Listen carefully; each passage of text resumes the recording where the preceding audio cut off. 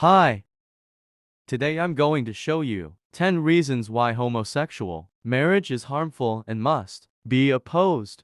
Enjoy. 1. It is not marriage. Calling something marriage does not make it marriage. Marriage has always been a covenant between a man and a woman, which is by its nature ordered toward the procreation and education of children and the unity and well-being of the spouses. The promoters of same-sex marriage propose something entirely different. They propose the union between two men or two women. This denies the self-evident biological, physiological, and psychological differences between men and women, which find their complementarity in marriage. It also denies the specific, primary purpose of marriage, the perpetuation of the human race and the raising of children. Two entirely different things cannot be considered the same thing. 2. It violates natural law. Marriage is not just any relationship between human beings. It is a relationship rooted in human nature and thus governed by natural law. Natural law's most elementary precept is that good is to be done and pursued, and evil is to be avoided. By his natural reason, man can perceive what is morally good or bad for him. Thus, he can know the end or purpose of each of his acts and how it is morally wrong to transform the means that help him accomplish an act into the act's purpose. Any situation which institutionalizes the circumvention of the purpose of the sexual act violates natural law and the objective norm of morality.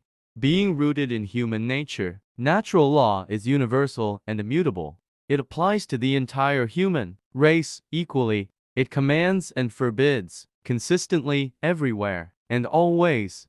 St. Paul taught in the epistle to the Romans that the natural law is inscribed on the heart of every man. Rom 14:15. 3. It always denies a child either a father or a mother.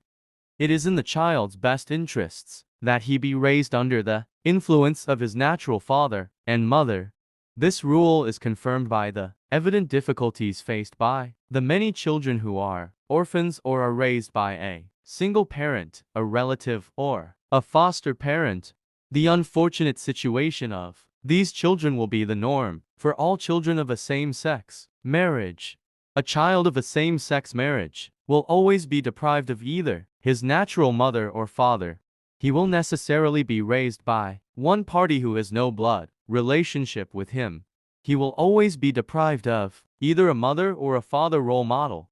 Same-sex marriage ignores a child's best interests. 4. It validates and promotes the homosexual lifestyle. In the name of the family, same-sex marriage serves to validate not only such unions, but the whole homosexual lifestyle in all its bisexual and transgender variants. Civil laws are structuring principles of man's life in society. As such, they play a very important and sometimes decisive role in influencing patterns of thought and behavior.